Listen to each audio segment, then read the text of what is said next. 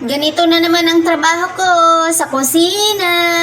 O diba, mga ka-OFW. Parang talalang bago mag-umpisa, hasain ko muna yung kutsilyo ko para paggutad-gutad, paggayat-gayat, matalas siya. Kasi walang ibang kutsilyo dito. Kuripot yung amo namin. Sa sobrang kuripot, Diyos ko, paulit-ulit na lang mga gamit ko dito. Hindi man lang namimili. Sa pagkakataong ito ay laham. Yan ang tinatawag na laham sa Arabic. Laham or karof. Etc. Ano ba yan? Ship yan sa English. Kinakain yan, ginagawang matchubos. Kami naman hindi nakain yan. Pero may mga ibang mga Pilipino na OFW, nakain talaga yan. Kasi masarap siya fresh yan. Yan talaga yung dito, fresh na fresh ang laham dito sa ibang bansa. Yan. Yan ay ginagayat-gayat ko na sa liit baga naman ng kutsili ko. Ang laki ng paa ng karop, o diba? Tamang gayat lang, hirap na hirap ako dyan sa pagagayat. Ikaw baga naman walang kutsilyong malaki dito sa kusina. Diyos ko po. Kusinira ka na. Tapos kung may pagkakataon talaga yan, ay pagkakataon lang talaga na may ganyang laham. Minsan kasi dito dinideliver ang laham. Ay gayat-gayat na. Yan ay diniliver dito ay hindi pa gayat. Diyos ko po, tabang mga langit. As ang kutsilyo ko ay maliit. Ganyan ang pagkahiwa. Lang yan, size bite size baliktad kuratan. Kuratan masyadado. Ganyan ang luto niyan ay matsubos para lang yan sa mga bata kasi mga bata lang naman kumakain. Yung amo namin hindi siya nakain red meat. Ewan ko ba? Minsan nakain siya ng red meat, minsan hindi. Ewan, pero malimit talaga. Chicken lang kami dito. Pag uwi namin sa Pilipinas, may pakpak na kami. O, diba? Libre ng eroplano. Hindi na kailangan mag-book. May mga pakpak na kami. Mga karating na siguro kami. Dito sa totoo lang, no? Ang hirap-hirap mag-slice ng mga kagaya niyan, laham. Ang kutsilyo mo ay maliit. Diyos ko po, ang amo dito hindi Diyos ko, kakuri. Hindi mo mapabibili ng ganyan kung hindi mo pupursahin bibili. Kailangan mo pang pilitin. Hindi ko na pinipilit na bahala na anong mangyari dyan sa kutsilyo na yan. Sinong susurinder sa kanilang dalawa. Boto ba or kutsilyo? Sa bagay, in fairness hindi naman siya sumurrender yung kutsilyo ko. Nag-survive din siya, sa tigas baga naman ang buto niya.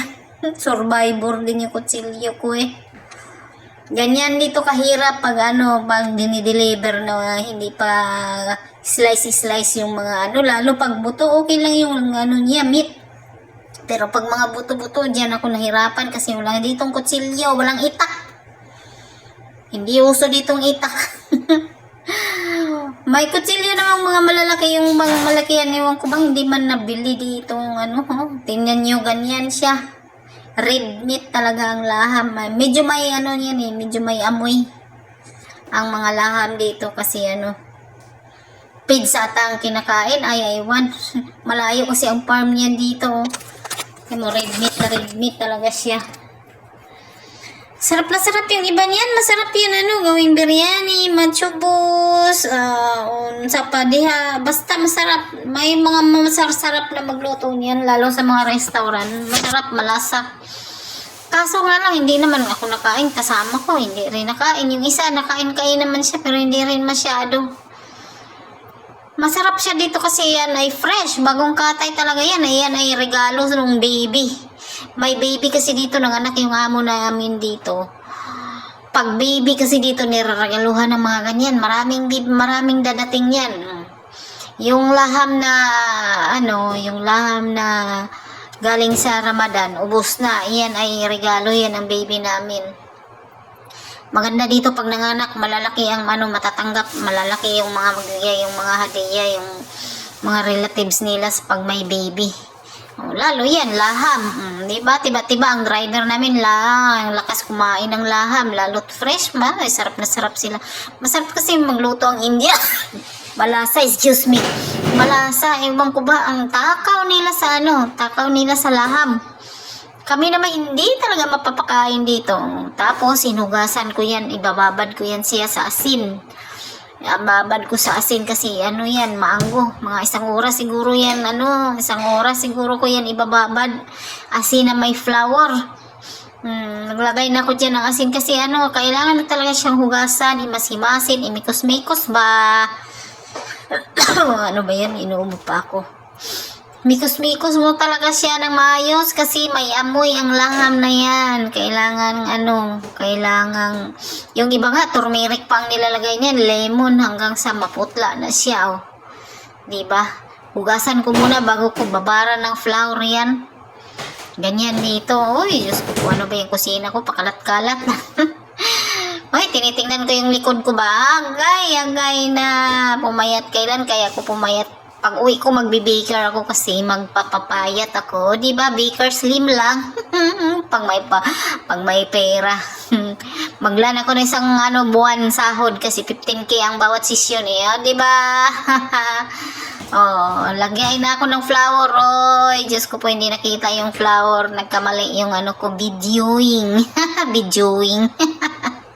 Agoy, hindi ko ma-imagine yung katawan, yung mga ko, braso, sobrang laki, marami kasing pagkain dito mahirap mahirap mag-zeta, pero laham hindi ko nakain di yan, masarap siya, masarap, nakain ako, natikim-tikim ako niyan, pero hindi yung kain na kain, hindi talaga lalo, hindi ako mapapakain talaga niyang una, masarap yan, gawing lechong laham.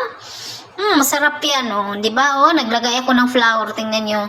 Babad ko yan ng 1 oras na may tubig, maglulutangan yung mga niyan, dugo, ganun dito. Hinuhugasan ng mayos, manok, hinuhugasan din ng mayos, isda. Ewan ko, ibang dito, iba yung amoy ng mga hayop dito.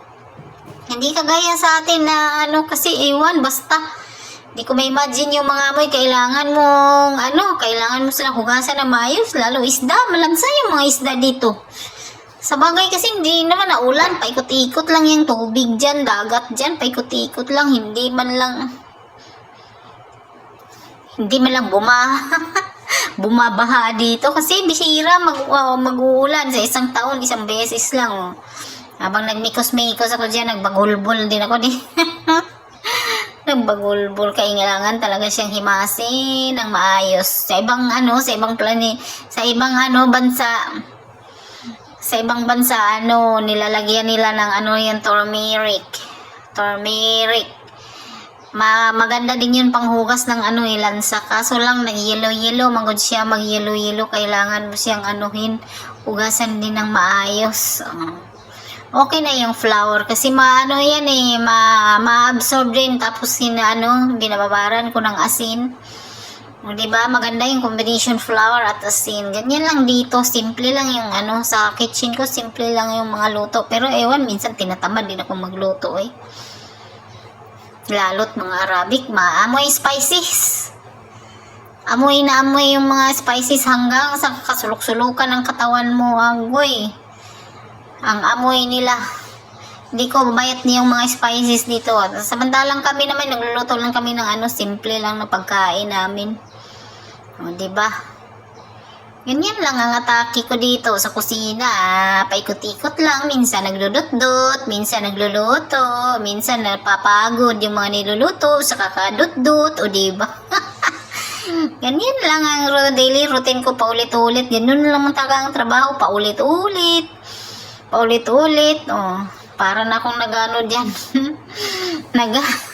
Imagine hanggang dito na lang. Thanks for watching. Bye-bye.